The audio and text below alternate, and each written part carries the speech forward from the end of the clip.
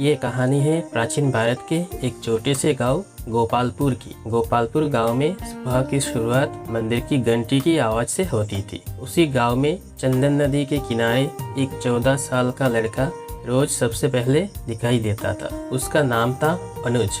अनुज कोम बोलता था, इतना कम कि लोग उसे अक्सर नजरअंदाज करते थे। गांव के बच्चे जो शोर मचाते हुए खेलते, तब अनुज नदी के पास अकेले बैठा रहता। कोई पूछता, अनुज तू बोलता क्यों नहीं? तो वो हल्के मुस्कान के साथ नदी की तरफ देखता। गांव वाले को लगता था कि यह लड़का कुछ नहीं कर पाएगा, लेकिन वे ये नहीं जानते थे कि अनुज की खामोशी के पीछे एक गहरी मेहनत छुपी थी। चंदन नदी उसकी दोस्त थी, उसकी गुरु थी और उसकी ताकत थी। गोपालपुर के बच्चे अनुज को देखकर अक्सर हंसते थे। अरे देखो, नदी वाला साधु आ गया। कालू मजाक करता, सब ठका लगाते, लेकिन अनुज कभी जवाब नहीं देता। एक दिन कालू ने पूछा, अनुज दिन भर नदी के पास क्या करता रहता है? अनुज ने शांत स्वर से कहा, खुद को सुनता हूँ। यह सुनकर सब और जोर से हंस पड़े। किसी को उसकी बात समझ नहीं आई। गांव के बुजुर्ग भी कहते, ज्यादा चुप रहना ठीक नहीं। यह लड़का कमजोर है, लेकिन सच्चाई कुछ और थी। हर सुबह जब पूरा गांव सोता रहता, अनुज चंदन नदी के किनारे दौड़ लगाता, पत्थरों पर कूदता और सांस को साधने का अभ्यास करता। उसकी मेहनत खामोश थी पर लगातार थी। एक दिन अनुज देर से घर लौटा। उसके पाँव मिट्टी और खून से सने थे। यह देखकर उसकी माँ घबरा गई। बेटा, ये क्या हाल बना लिया? अनुज ने मुस्कुराकर कहा, माँ, चंदन नदी ने आज थोड़ा ज्यादा परीक्षा ले लिया। माँ की आंखें भर आई। वह बोली, लोग तुझे समझते नहीं, मुझे डर लगता है। अनुज ने माँ का हाथ थाम लिया। माँ, अगर आज मैं रुक गया तो जिंदगी भर खुद से नजर नहीं मिला पाऊंगा। माँ कुछ नहीं बोली, बस उसके सिर पर हाथ फेर दिया। उसी रात अनुज ने चुपचाप आसमान की ओर देखा और मन ही मन एक वादा किया, वह अपनी खामोशी को अपनी पहचान बनाएगा। एक सुबह गोपालपुर की गलियों में जोर जोर से ढोल बजने लगे। गांव वाले घरों से बाहर निकल आए। राजा की ओर से संदेश लाया गया था, राज्य स्तरीय दौड़ प्रतियोगिता होने जा रही है। इनाम सुनकर बच्चे उछल पड़े। स्वर्ण पदक, गुरुकुल में शिक्षा और राजा का आशीर्वाद। कालू खुशी से चिल्लाया, अब देखना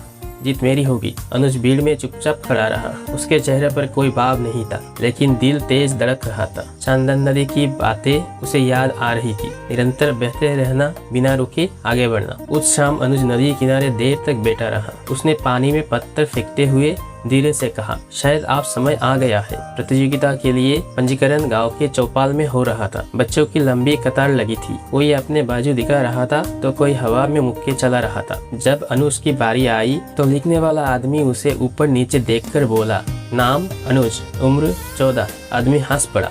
इतने दुबले पतले दौड़ोगे या उड़ जाओगे? अनुज ने शांत चेहरे से कहा, अगर उड़ गया तो सबसे आगे उतरूंगा। कतार में खड़े बच्चे हंस पड़े। कालू बोला, भाई नदी को भी साथ ले आना। अनुज मुस्कुराया, नाम लिखवाया और बिना कुछ कहे लौट गया। लेकिन उसके कदम आज पहले से ज्यादा मजबूत थे। नाम लिखवाने के बाद अनुज और ज्यादा चुप हो गया। अब वो सिर्फ बोलता नहीं था, सोचता भी कम और करता ज्यादा था। सूरज निकलने से पहले वह चंदन नदी के किनारे पहुंच जाता। ठंडी रेत पर नंगे पांव दौड़ता, कभी पत्थर पर कूदता, कभी पानी में उतरकर बहाव के खिलाफ तैरता। कई बार वो गिरा, कई बार फिसला और एक दिन तो कीचड़ में मुंह के बल गिर गया। पास से गुजरता कालू हंसते हुए बोला, अरे देखो, चुप वाला पहलवान गिर गया। अनुज ने कीचड़ से उठते हुए कहा, कम से कम मैं गिर कर भी आगे बढ़ रहा हूँ। शाम को जब गाँव वाले सो जाते, अनुज आसमान के तारों को देखकर बस एक ही बात सोचता, अब पीछे नहीं हटना है। लगातार अभ्यास से अनुज का शरीर जवाब देने लगा। एक सुबह दौड़ते दौड़ते वो अचानक रुक गया। सांस तेज चल रही, आंखों के सामने अंधेरा छा गया था। पास बैठी एक बकरी उसे घूरते हुए मिमी आंखें जैसे कह रही हो, अरे भाई, जिंदा भी है या नहीं? अनुज हल्की हंसी हंसा और बोला, चिंता मत करो, अभी कहानी खत्म नहीं हुई। वो फिर खड़ा हुआ,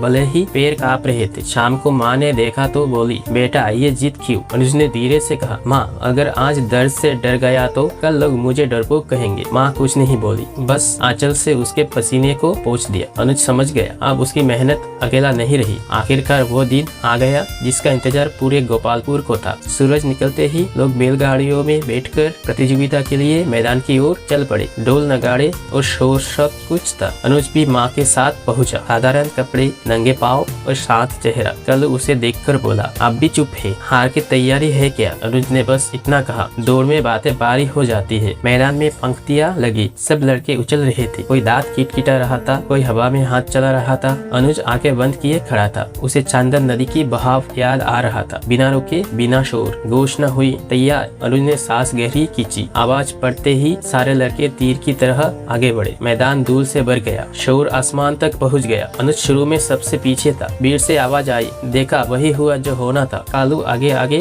दौड़ रहा था, मुस्कुराते हुए। उसे यकीन था कि जीत उसी की होगी। लेकिन अनुज के कदम अचानक बदलने लगे। उसने अपनी सांसें को चंदन नदी की लय में डाल लिया। धीरे धीरे उसके पैर हल्के हो गए। धूल, शोर, भीड़ सब पीछे छूटने लगा। एक एक करके वह लड़कों को पार करने लगा। कोई चौंकता, कोई घबराता। भीड़ का शोर अब धीमा पड़ने लगा। अनुज अब बीच में पहुंच चुका था। उसकी आंखों में एक अजीब सी शांति थी। अब दौड़ का आखिरी चक्कर बचा था। मैदान में सन्नाटा छा गया था, जैसे सबकी सांसें एक साथ रुक गई हो। आगे कालू था, उसके पीछे दो और लड़के और सबसे पीछे से तेजी से आता हुआ अनुज। कालू ने पीछे मुड़कर देखा। पहली बार उसके चेहरे से मुस्कान गायब हो गई। यह यहाँ कैसे पहुँच गया? वह बड़बड़ाया। अनुज के कानों में अब कोई आवाज नहीं थी। उसे बस चंदन नदी का बहाव सुनाई दे रहा था। लगातार अड़ी। उसके पैर जमीन को नहीं छू रहे थे, जैसे हवा में दौड़ रहा हो। भीड़ से किसी ने चिल्लाया, अरे चुप वाला, आगे आ रहा है। अनुज ने आखिरी ताकत लगाई। अब वो बिल्कुल पास था, बहुत पास। अंतिम चोर बस एक सांस की दूरी पर थी। अनुज ने पूरी ताकत झोंक दी। अगले ही पल वो आगे निकल चुका था। अनुज, किसी ने उसका नाम पुकारा और तभी वो जीत गया। पूरा मैदान सन्न रह गया। वही लड़का जिसे लोग चुप वाला कहते थे, आज सबसे आगे खड़ा था। कुछ पल बाद तालियों का शोर गूंज उठा, इतना तेज कि चंदन नदी तक सुनाई दे। राजा ने अनुज से पूछा, बोलते क्यों नहीं बेटा? अनुज ने शांत स्वर से कहा, महाराज, शब्द तक जाते हैं, मेहनत नहीं। गोपालपुर लौटते समय गाँव वालों की आंखें झुकी थी और बच्चों की आंखों में सपने थे। अनुज फिर उसी नदी के किनारे खड़ा था। उसने मुस्कुराकर कहा, देखो चंदन, आज मेरी खामोशी